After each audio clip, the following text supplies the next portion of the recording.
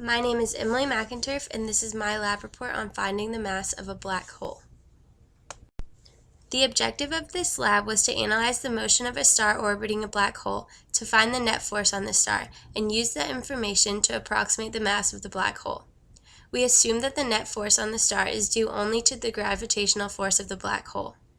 I analyzed the motion of the star with a model in VIDLE, using the position data from a provided CSV file. After preparing the model, I found the mass of the black hole to be 3.184 times 10 to the 31st kilograms. The two main principles applicable to this lab are the momentum principle and Newton's law of universal gravitation. The momentum principle states that the change in momentum is equal to the net force on an object times the duration of the interaction, which we can derive to find that the net force is equal to the change in momentum divided by the change in time.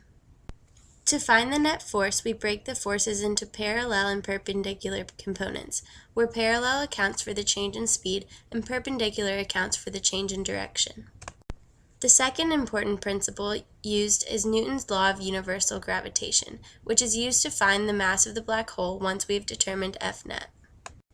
This law states that every point mass in the universe attracts every other point mass with a force that is directly proportional to the product of their masses and inversely proportional to the square of the distance between them. The gravitational constant g is equal to 6.674 times 10 to the negative 11th.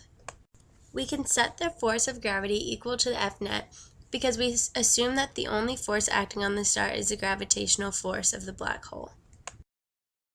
I used the given information to come up with a model and code.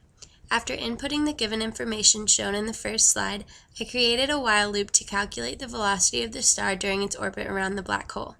Using this information, this while loop computes F net as well as the parallel and perpendicular components of F net using the momentum principle which was described previously. After calculating F net, we are able to use Newton's law of universal gravitation to calculate the mass of the black hole at each trajectory point. The equation was rearranged to solve for just the mass of object 2, or the mass of the black hole. This is what the equation looks like in Python code form. This is what appears when I ran the code. The star is orbiting the black hole, and the arrows show the various force components. The yellow arrow is the total net force, the blue arrow is the perpendicular component, and the black arrow is the parallel component.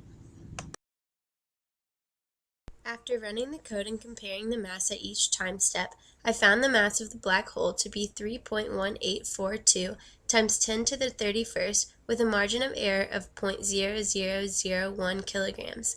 I then plugged this value into WebAssign, which told me it was correct.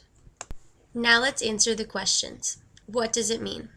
According to the momentum principle, net force is equal to dp dt.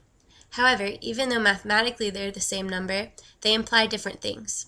dp dt describes the actual change in momentum over time, including change in direction, the perpendicular component, and the change in speed, the parallel component, while F net and its components are describing the force that caused this change. Now question 2. What if? No, you could not tell the difference. If the motion of the star and the position of the new black hole are the same, then the mass of the new black hole would be the same because we assume that the only force acting on the star is the gravitational force of the black hole. This concludes my lab on finding the mass of a black hole. Thank you for watching.